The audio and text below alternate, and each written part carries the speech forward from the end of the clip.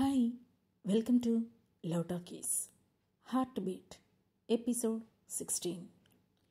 Anurag hotel seize చేయించడంతో టీవీలో ఆ న్యూస్ చేస్తున్న ఓ లేడీ విపరీతమైన కోపం వచ్చి రిమోట్తో టీవీని బద్దలు కొడుతుంది.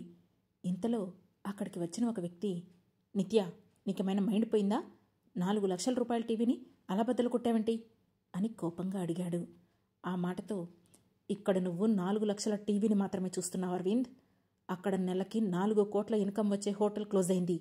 అది కనిపించడం లేదా నీకు అని అడిగింది నిత్య. ఇప్పుడు నువ్వు ఈ టీవీ పాడు చేసినంత మాత్రాన పోయిన హోటల్ రెప్యుటేషన్ తిరిగి వస్తుందా అని అడిగాడు అరవింద్. లేదు, కానీ ఈ అనురాగ్ నన్ను కొట్టిన 2వ దెబ్బ ఇది. ఇంతకుముందు అతనితో కలిసి పనిచేద్దామని ఎంతో చెప్పి చూశాను, కానీ తను నా మాట వినలేదు. చివరికి నేను తనతో మింగిలవ్వడానికి కూడా సిద్ధపడ్డాను.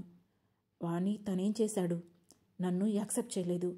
ఇక్కడికి వచ్చి కూడా నా బిజినెస్ దెబ్బతీశాడు. వాడిని నెక్స్ట్ దెబ్బ నేను తీయాల్సిందే అని అంది నిత్య. అయితే ఏం చేద్దాం అనుకుంటున్నావు అని అడిగాడు అరవింద్.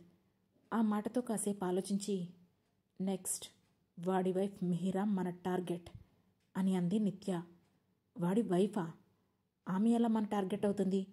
ఆల్రెడీ వాడి వైఫ్తో డివోర్స్ అయ్యాయి కదా. ఈ న్యూస్ పబ్లిక్లో అనౌన్స్ అవ్వకపోయినప్పటికీ నాకు అర్థమైపోయింది. నేను కనుక్కున్నాను, వాళ్ళకి డైవర్స్ అవ్వడం నిజమేనంట అని అన్నాడు అరవింద్. అఫ్కోర్స్ ఆ విషయం నాకు కూడా తెలుసు.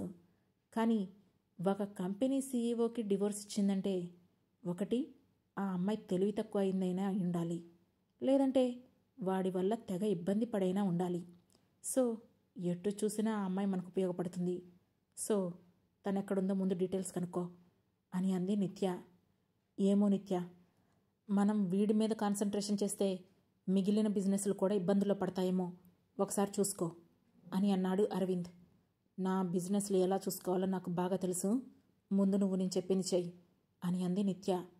ఓకే యార్, ఖచ్చితంగా తన గురించి తెలుసుకుంటాను. మరి మన సంగతి ఏంటి అని అడిగాడు అరవింద్. మన సంగతి ఏముంది?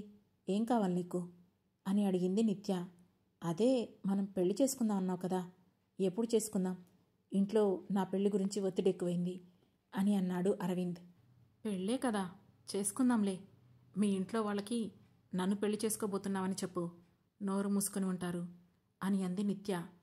ఓకే చెబుతాలే, కానీ త్వరగా ఆ మ్యాటర్ ఏంటో కూడా తేల్చు. ఎక్కువ రోజులు నేను కూడా ఉండలేను కదా అని అన్నాడు అరవింద్. దేనికి ఉండలేవు? దేనికి నువ్వు ఉండాల్సిన అవసరం లేదు. నీకు నచ్చిన దాంతో తిరుగు, ఎలా అయినా ఉండు. పెళ్ళి మాత్రం నాతోనే అవుతుంది. అంతకుమించి ఇంకేమీ ఉండదు. నీ లైఫ్ నీది, నా లైఫ్ నాది అని విసురుగా చెప్పి అక్కడి నుంచి లేచి వెళుతూ, నేను చెప్పిన పని మాత్రం మిస్ అవ్వకుండా చెయ్యి అని వెళ్ళిపోయింది నిత్య. ఆ మాటతో, అంటే ఇప్పుడు దీనికి నేను ఒక బాడీగార్డ్నా, లేదంటే జీతం భత్యం లేని మొగుడు అనే ఒక ఉద్యోగం చేయాలా? అంతే తప్ప ఇది నాకు భార్యగా ఏమీ చేయదా అని అనుకుని ఇక ఆ విషయం గురించి ఎంత ఆలోచించినా ఉపయోగం ఉండదని అర్థం చేసుకొని అనురాగ్ వైఫ్ మిహిరా గురించి తెలుసుకోవడానికి వెళ్ళిపోయాడు. మరోవైపు ఐలాండ్కి వెళ్ళిన మిహిరా బీచ్ సైడ్ ఓ వుడ్ హౌస్లో రూమ్ తీసుకుంది. విండో ఓపెన్ చేస్తే చాలా దగ్గరగా బీచ్ ఉంది. ప్రశాంతంగా ఉన్న ఆ ప్లేస్ ఆమెకు బాగా నచ్చింది. ఫ్రెష్ అయ్యి ఏమైనా తినాలని బయటికి వచ్చిన మిహిరకి ఎక్కడికి వెళ్లాలో అర్థం కాలేదు. దాంతో చుట్టూ చూస్తూ ఎక్కడికి వెళ్ళాలి అనుకుంటూ ఉండగానే, మే ఐ హెల్ప్ యూ అంటూ ఓ వాయిస్ వినిపించింది. దాంతో ఆ వాయిస్ వచ్చిన వైపు చూడగా అక్కడ లగేజ్ బ్యాగ్తో నవ్వుతూ కనిపించాడు శాండీ. అతన్ని చూసి హ్యాపీగా ఫీల్ అయిన మిహిరా, హే శాండీ, నువ్వేంటిక్కడ అని అడిగింది. ఏం లేదు, సడన్గా వచ్చేశాను. నువ్వు ఎర్లీ మార్నింగ్ క్యాబ్ ఎక్కుతుంటే కనిపించావులే, ఎక్కడికి వెళ్తున్నావా అని వెనకే ఫాలో అయ్యాను. నువ్వు ఎయిర్పోర్ట్కి వచ్చి ఈ ఐలాండ్కి వెళ్ళే ఫ్లైట్ ఎక్కావు కదా, అది చూశాను. అందుకే నువ్వు ఈ ఐలాండ్కి వస్తున్నావని అర్థమైంది. సో వెంటనే లగేజ్ తీసుకొని నెక్స్ట్ ఫ్లైట్కి ఇక్కడికి వచ్చేసా అని సింపుల్గా చెప్పేశాడు శాండీ. బట్ ఇంత త్వరగానా అని అయోమయంగా అడిగింది మిహిరా. ఎస్, బ్రెజిల్కి వచ్చిన అందరూ ఈ ఐలాండ్కి వస్తారట. సో వెంటనే ఫ్లైట్స్ ఉంటాయి అని చెప్పాడు శాండీ. ఓకే, ఇప్పుడే వచ్చినట్లున్నావుగా, హోటల్ రూమ్కి వెళ్ళు, నేను లంచ్ చేయడానికి వెళ్తున్నాను అని అంది మిహిరా. నేను కూడా వస్తాను మిహిరా, నాకు కూడా ఆకలిగా ఉంది అంటూ ఫాస్ట్గా వెళ్ళి రూమ్లో తన లగేజ్ పెట్టి వచ్చి మిహిరతో జాయిన్ అయ్యాడు శాండీ. దాంతో, నేను ఒంటరిగా ఎంజాయ్ చేయాలనుకుంటే నాకు వీడియో కూడా తగిలాడు, నా కర్మ అని మనసులోనే తిట్టుకుంది మిహిరా. ఇద్దరూ దగ్గరలోనే ఉన్న సీ ఫుడ్ రెస్టారెంట్కి వెళ్ళారు. అక్కడ కూర్చుంటూనే ఏం ఆర్డర్ చేద్దాం మిహిరా అని అడిగాడు శాండీ.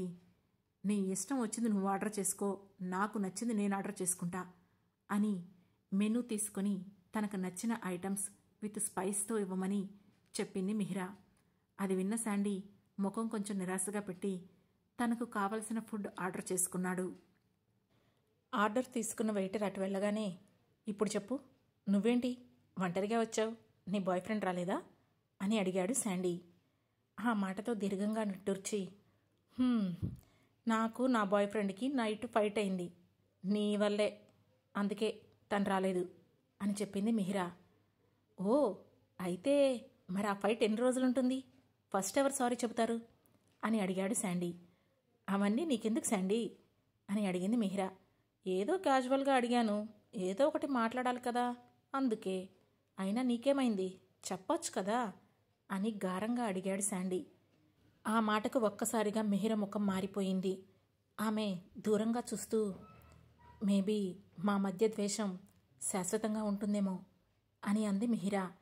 అదేంటి అలా అంటున్నావు అని అడిగాడు శాండీ. మేము బ్రేకప్ చెప్పేసుకున్నాం అని బాధగా అంది మిహిరా. ఆ మాట వినగానే శాండీ ఒక్కసారిగా సంతోషంతో, wow, it's very good news, ఇంత లేటుగా చెబుతున్నావేంటి, బహుశా నా కోసమే మీరు బ్రేకప్ చెప్పుకున్నారేమో అని హ్యాపీగా ఫీల్ అయ్యాడు శాండీ. ఆ మాటతో అతన్ని వింతగా చూస్తూ, నాకు బ్రేకప్ అయితే నీకేంటి అంత హ్యాపీనెస్ అని అడిగింది శాండీ. అంటే మిహిరా, అది నిన్ను చూడగానే నువ్వు నాకు నచ్చేశావు. ఆ రోజు సింగిల్ పీస్ డ్రెస్లో నువ్వు సూపర్ హాట్గా ఉన్నావు తెలుసా.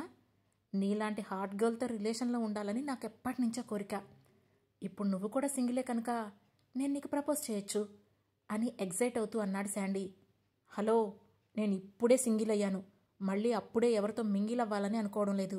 ఈజ్ ఇట్ క్లియర్ అని సీరియస్గా అంది మిహిరా. ఓకే ఓకే కూల్, నీకు ఇప్పుడే మింగిల్ అవ్వాలని లేకపోతే వెయిట్ చెయ్యి, కానీ ఈలోగా నీతో ఫ్రెండ్గా ఉండొచ్చు కదా అని ఆశగా అడిగాడు శాండీ. ఆ మాటకు అతని వైపు కొంచెం అనుమానంగా చూస్తేనే, ఓన్లీ ఫ్రెండ్గా ఓకే, అంతకుమించి ముందుకు వెళ్ళకూడదు అని కాస్త ఘాటుగానే చెప్పింది మిహిరా.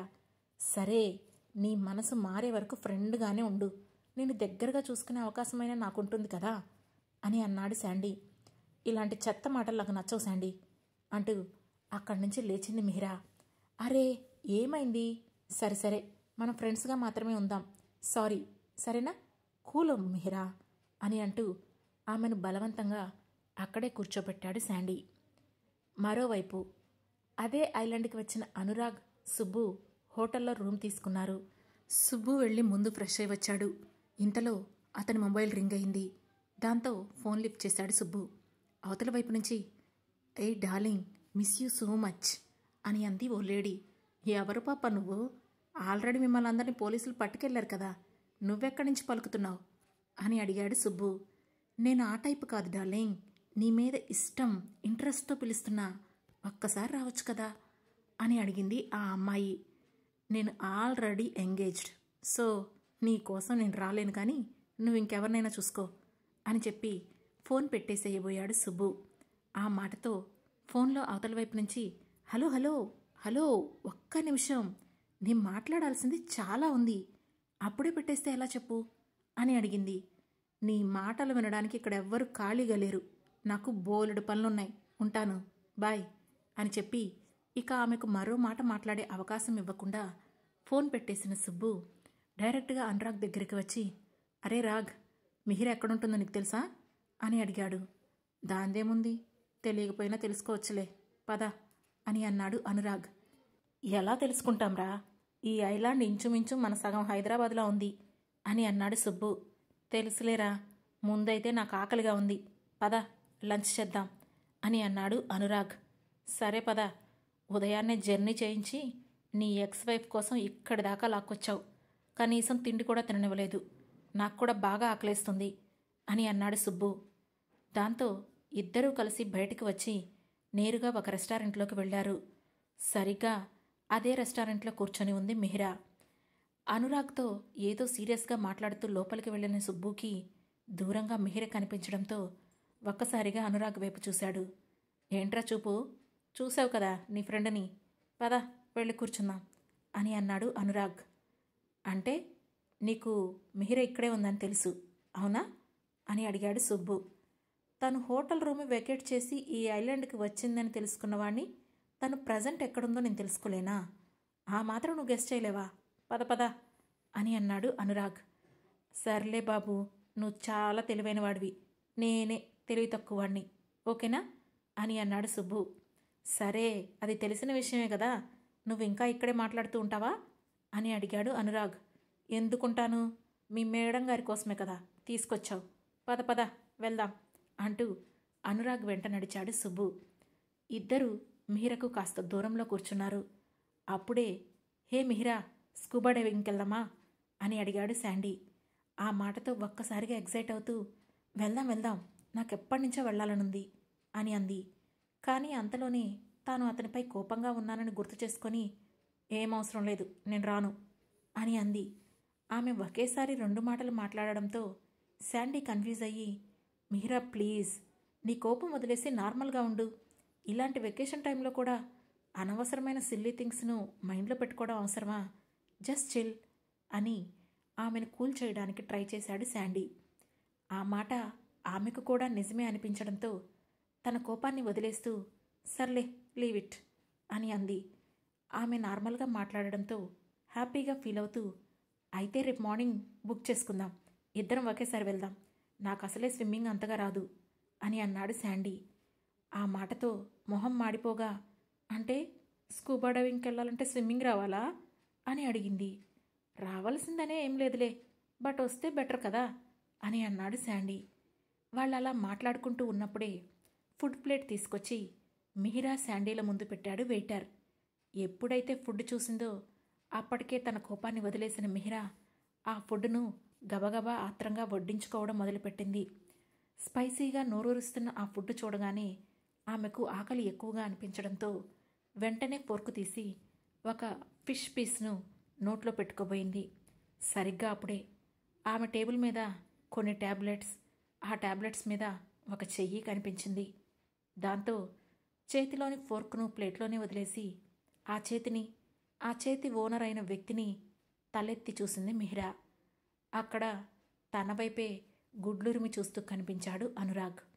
అతన్ని చూసి గుటకలు మింగుతూ సుబ్బు కోసం వెతికింది. వాళ్ల పక్క టేబుల్ దగ్గరే సీరియస్గా ఆమెనే చూస్తూ కనిపించాడు సుబ్బు.